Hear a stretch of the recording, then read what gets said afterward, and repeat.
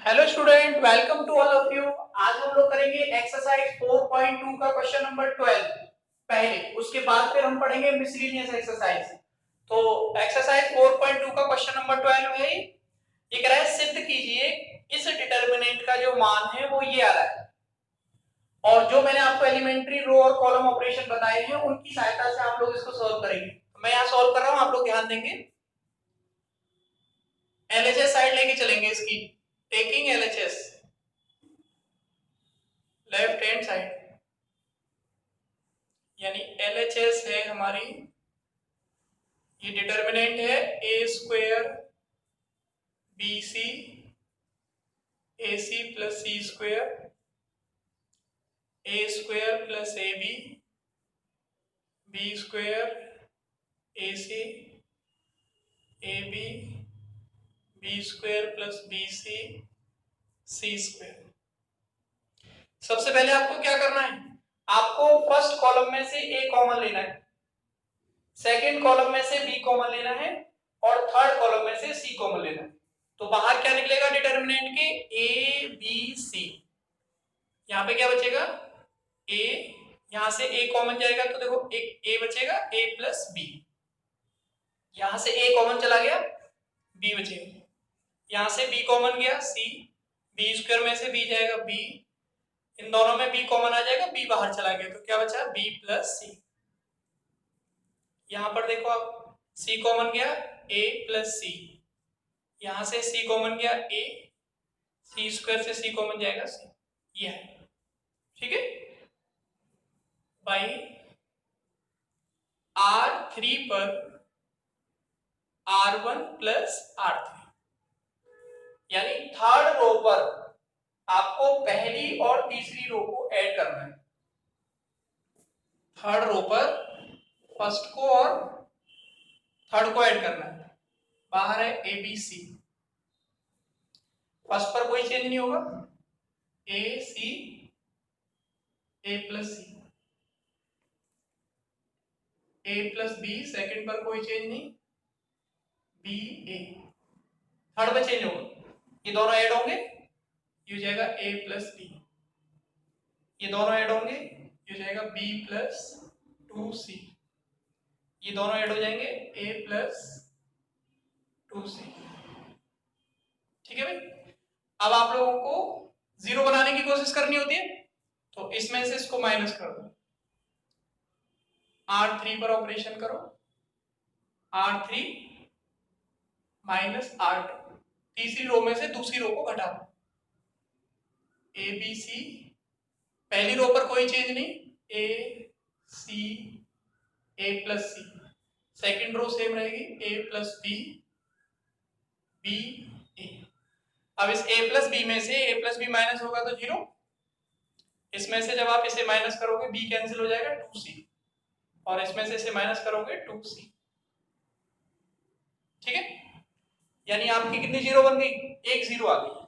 और भी जीरो बना सकते हो आप, कहां पे बना सकते हो और जीरो, यहां जीरो बना सकते हो, यहां लिखो बाई थर्ड कॉलम पर ऑपरेशन करना है आपको, C3 माइनस C2, यानी इस तीसरे कॉलम में से इस दूसरे कॉलम को घटाना है, उससे क्या होगा, यहां जीरो आ जाएगा, a b c, first column पर कोई चेंज नहीं, a plus b zero, c b 2c, इसमें से इसको माइनस करो ए, इसमें से इसको माइनस करो ए माइनस बी, इसमें से इसे माइनस करो जीरो। अब इसे एक्सपेंड कर लो, ए बी सी, पहले इस ए से एक्सपेंड करो, ए इंटू फर्स्ट रो और फर्स्ट कॉलम कैंसिल हो जाएगा, इसका मल्टीप्लाई इधर होगा जीरो, और इसका मल्टीप्लाई इधर होगा, एक माइनस हो रहा है, तो माइनस के 2 ए सी और प्लस के 2 बी सी। उसके बाद इससे करेंगे माइनस सी से, तो ये सेकंड कॉलम और फर्स्ट रो कैंसिल होगा, इसका मल्टीप्लाई इधर जीरो और ये भी, तो ये पूरा जीरो होगा, ये आएगा ए सी प्लस ए, फर्स्ट रो और थर्ड कॉलम, इसका मल्टीप्लाई इधर होगा, ये आएगा 2ac प्लस 2bc, ये, और ये वाला जीरो हो जाएगा, ए बी सी विस्तार कर दिया इसका, बस इसका अंदर गुणा करो, माइनस के 2a² प्लस के 2abc और ये होगा प्लस के 2a² और प्लस के 2abc। ये कैंसिल हो गए दोनों, 2 और 2 कितना हो गया, 4 हो गए, यानी 4abc। ये आ गया आपका LHS ABC और ब्रैकेट में बचा 4abc। इन दोनों पे मल्टीप्लाई कर लो, 4a² b² c²। ये आपकी क्या हो गई, राइट हैंड साइड। ये आपको प्रूव करना।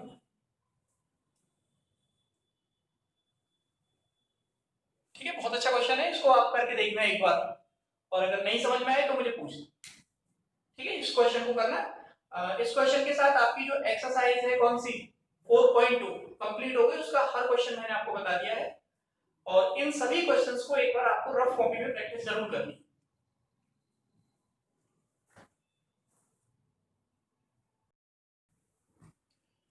मिसलिनियस एक्सरसाइज है ये चैप्टर 4 की।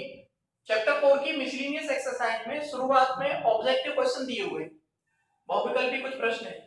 उन बहुविकल्पी प्रश्नों को आप लोगों को जरूर करना है, क्योंकि आजकल जब आप कंपटीशन की तैयारी करते हैं तो कॉम्पिटिटिव एग्जाम में जो क्वेश्चन आते हैं वो ऑब्जेक्टिव क्वेश्चन ही होते हैं।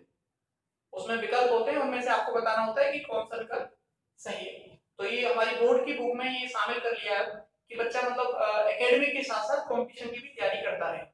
तो आप नेवी की, एयरफोर्स के इन टेस्टों को देते ही हो, IIT वगैरह के, तो उन सब में इस तरह के ऑब्जेक्टिव क्वेश्चंस आते हैं। ये मैंने अभी यहाँ पे 3 क्वेश्चन लिखे हैं, और भी हैं इस तरह के। तो इन ऑब्जेक्टिव क्वेश्चंस को आप लोग करेंगे, मैं यहाँ पे तरीके बताऊंगा किस तरीके से करना है आपको। जैसे ये है, पहला क्वेश्चन है सारणिक इसका मान बताना है। ये 2/2 का डिटरमिनेंट है, नॉर्मल है, इसका केवल एक्सपेंशन करना है और उसको सॉल्व करके बताना है कि इसका आंसर क्या होगा। तो मैं फर्स्ट वाले को सॉल्व कर रहा हूँ, आप लोग यहाँ ध्यान देना। फिर आपको बताना है कि 4 विकल्प हैं, 0, 1, -1, इनमें से कोई नहीं। इन चारों विकल्प में कौन सा आंसर सही। तो डिटरमिनेंट क्या है, डिटरमिनेंट है cos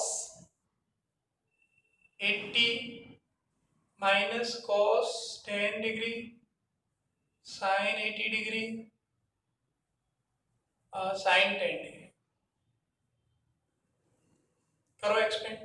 इसका मल्टीप्लाई इधर करना है, इसका मल्टीप्लाई इधर करोगे तो कितना आएगा, साइन वाले को लिखो पहले, sin 10 into cos 80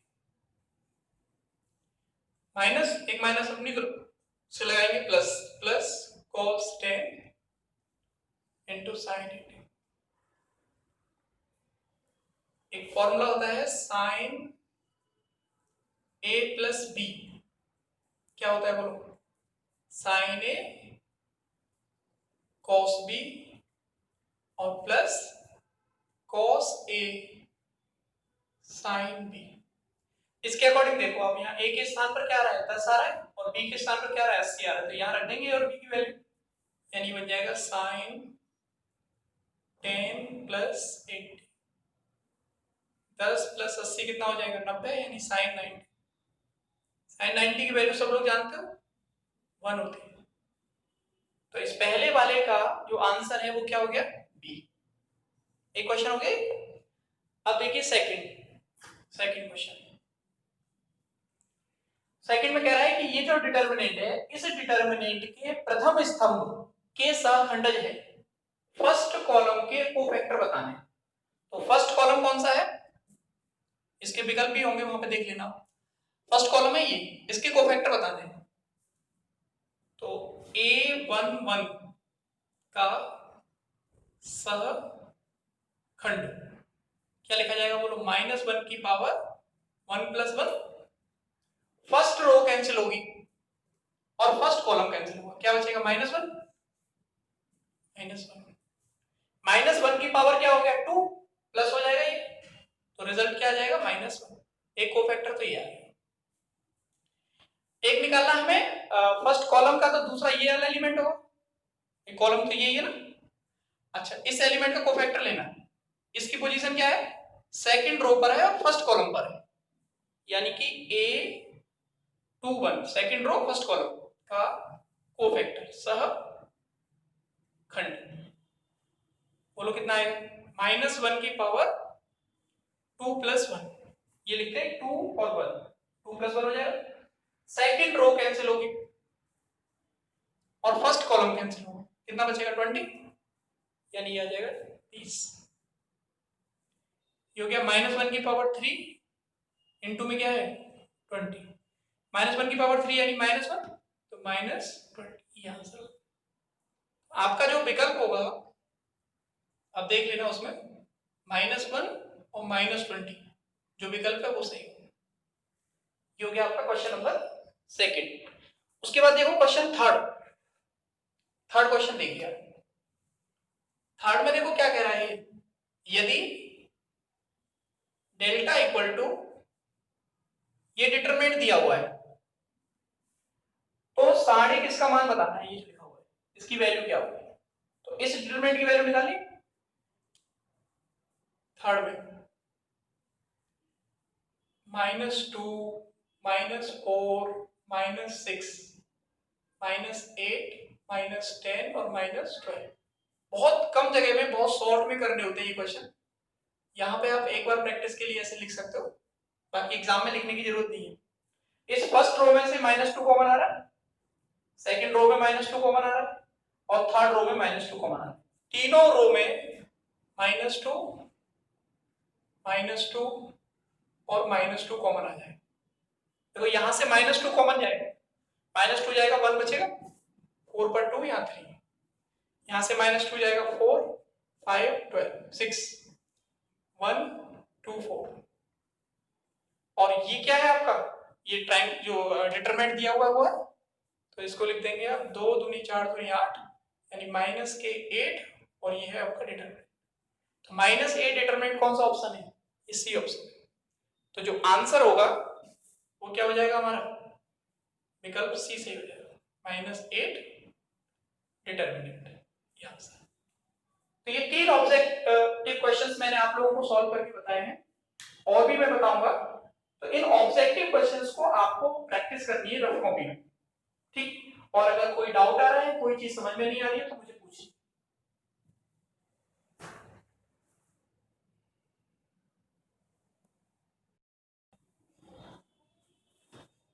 next question देखिए, क्वेश्चन नंबर 4, निम्न में से कौन सा सारणिक, ये वाला, इसके समान है। ये 4 सारणिक आपको दिए हुए हैं, आपको बताना है कि ये जो डिटरमिनेंट है ये चारों में से किसके बराबर है।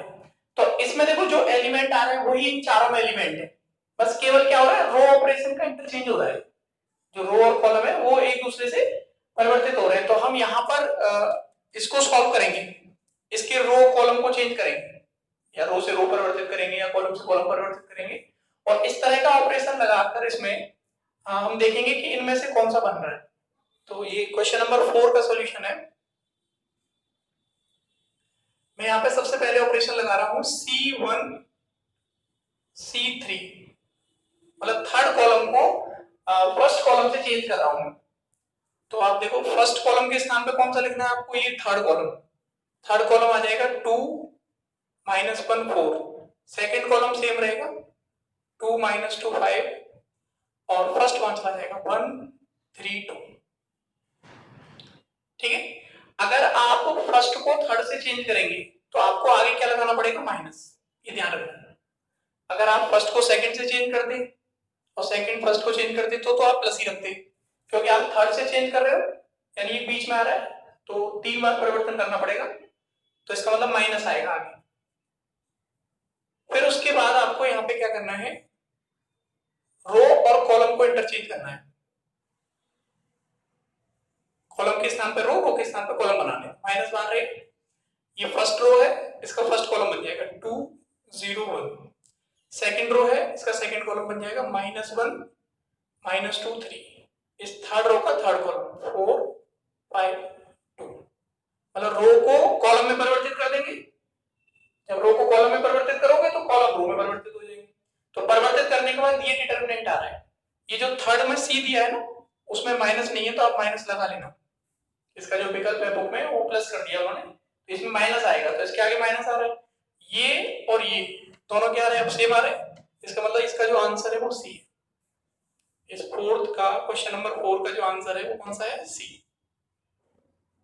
अगर आप फर्स्ट को थर्ड से चेंज कर रहे हो, अगर C1 को C2 से चेंज करते तो प्लस रखते हैं, अगर C1 को C3 से चेंज कर रहे हैं तो माइनस रखेंगे, तो माइनस आगे आ जाएगा। ठीक है, उसके बाद रो और कॉलम को परिवर्तित कर देंगे। सभी रो को कॉलम में परिवर्तित कर दिया जाए या सभी कॉलम को रो में परिवर्तित कर दिया जाए तो जो डिटरमिनेंट का मान होता है वो सेम रहता है, उसको कोई इफेक्ट नहीं आता। ये प्रॉपर्टी है एक गुणधर्म है डिटरमिनेंट का, उसकी हेल्प से हमने यूज किया है। तो ये क्वेश्चन नंबर 4 का जो ऑप्शन है वो है सी। इसके बाद है क्वेश्चन 5। देखो 5 क्वेश्चन में क्या है कि ये डिटरमिनेंट है, ये 2/2 का डिटरमिनेंट है। आपको बताना है कि इसका मान इनमें से चार में से कौन सा विकल्प है, 0 है या 1 है या 1/2 है या -1/2। तो इसका एक्सपेंशन कर देंगे। एक्सपेंशन कैसे होता है, इसका मल्टीप्लाई इधर हो जाएगा और इसका इधर। तो इसका मल्टीप्लाई जब इधर करोगे तो क्या लिखा जाएगा बोलो, ये आएगा cos 50 degree into cos 10 degree minus, जब आप इसका गुणा इधर करते हो तो बीच में माइनस लगाते हो, माइनस आ गया। ये बन जाएगा sin 50 into sin 10।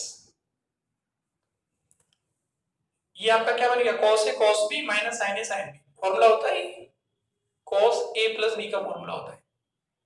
cos a plus b का फॉर्मूला क्या होता है, cos a cos b,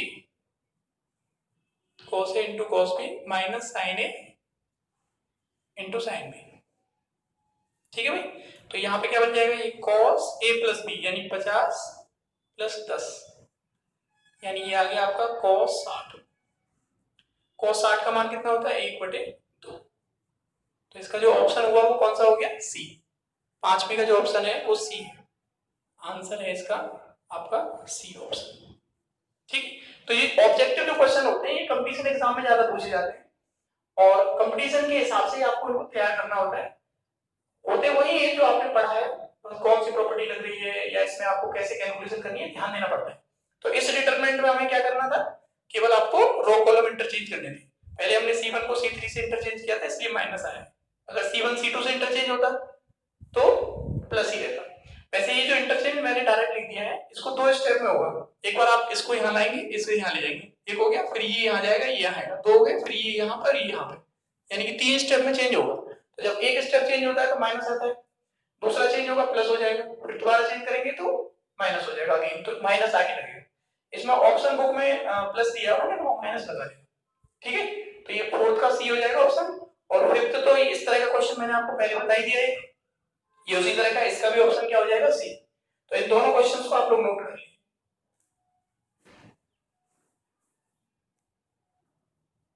next देखिए एक्सरसाइज का क्वेश्चन है ये 6 मिसलेनियस का। ये डिटरमिनेंट है ये वाला, इस डिटरमिनेंट में ही चार ऑप्शन दिए, इसका मान बताना है कि इनमें किसके इक्वल है।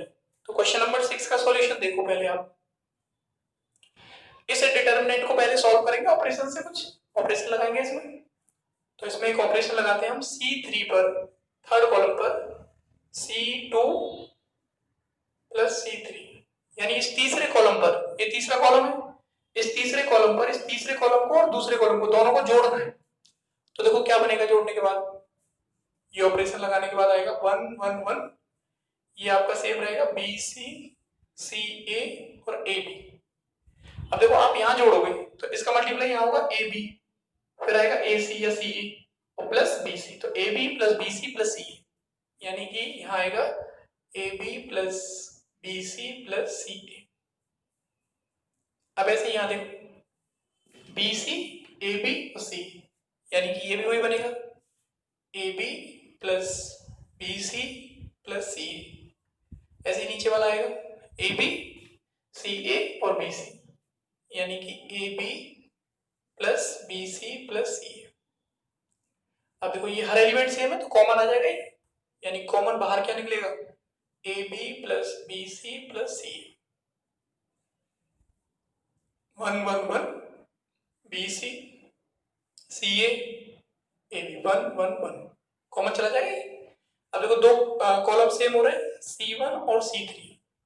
अगर किसी डिटरमिनेंट में दो कॉलम अगर समान होते हैं तो उस डिटरमिनेंट का मान क्या होता है, 0, यानी इसका मान क्या जाएगा, 0।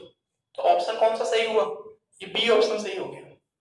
जो आंसर हुआ आपका वो हो गया बी। ठीक है। ठीक है।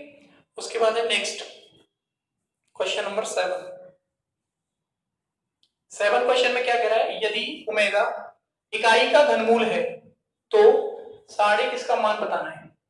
इकाई का घनमूल मतलब ओमेगा जो है वो है 1 की पावर 1/3, यानी इसको क्या लिख सकते हो आप, ओमेगा क्यू इक्वल टू 1।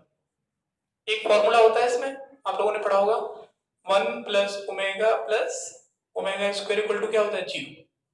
ये फॉर्मूला। तो आपको इस डिटर्मिनेंट में, अब जैसे ये ओमेगा की पावर 4 है तो ओमेगा की पावर 4 को क्या लिखा जा सकता है, ओमेगा की पावर 3 इंटू ओमेगा। ओमेगा की पावर 3 इक्वल टू क्या है, 1, तो ये हो जाएगा 1 इंटू ओमेगा। तो ओमेगा की पावर 4 के स्थान पर क्या जाएगा, ओमेगा। ऐसे ही ओमेगा की पावर इसमें 8 आ रहा है, तो ओमेगा की पावर 8 क्या लिखेंगे इसको, ओमेगा की पावर 6 इंटू ओमेगा स्क्वायर। क्योंकि ओमेगा की पावर 6 को क्या लिखा जा सकता है, ओमेगा की पावर 3 ऐसे स्क्वायर। ओमेगा की पावर 3 क्या होता है, 1, तो इसकी वैल्यू 1 आ गई, यानी 1 इंटू ओमेगा स्क्वायर। तो जहां भी ओमेगा की पावर 8 आ रहा है वहां क्या हो जाएगा, ओमेगा स्क्वायर। ये दोनों परिवर्तन करेंगे आप इसमें, इस डिटरमिनेंट में। जहां ओमेगा की पावर 4 है वहां क्या लिखना है आपको, ओमेगा, और जहां ओमेगा की पावर 8 है वहां क्या लिखना है, ओमेगा स्क्वायर। तो देखो यहां लगाओ, इसमें क्या आएगा मान बोलो, 1 ओमेगा की पावर 4, ओमेगा की पावर 4 को क्या लिखा जाएगा, ओमेगा, ये ओमेगा हो गया। ओमेगा की पावर 8, ओमेगा की पावर 8 को क्या लिखा जाएगा, ओमेगा स्क्वायर। फिर यहां देखो ओमेगा की पावर 4 ओमेगा हो गया, omega square 1, omega square 1 omega. ठीक है। अब फर्स्ट रो पर तीनों को ऐड कर दो, R1 R2 plus R3। First row पर ऐड करो यहां पे, तो क्या आएगा, 1 प्लस ओमेगा स्क्वायर। ठीक है। ऐसे ये हो जाएगा 1, ये वाली रो और ये वाली, तीनों को जोड़ना है। किस पर जोड़ना है, R1 पर। 1 प्लस ओमेगा स्क्वायर, ऐसे ही आएगा 1 ओमेगा प्लस ओमेगा स्क्वायर। ये हो गया आपका omega square 1 omega square 1 omega. 1 plus omega square को क्या लिखेंगे आप, 0, यानी 0 0 0। ये omega square 1 omega square 1 omega. अगर एक रो पूरी 0 होती है तो उस डिटरमिनेंट का मान क्या होगा, 0। यानी ऑप्शन कौन सा सही हो गया, डी। इसका जो आंसर है वो है हमारा डी ऑप्शन। ठीक है। ये दोनों क्वेश्चन कंप्लीट हो गए, 6 हो गया और एक 7 हो गया। इन दोनों को नोट कर लो।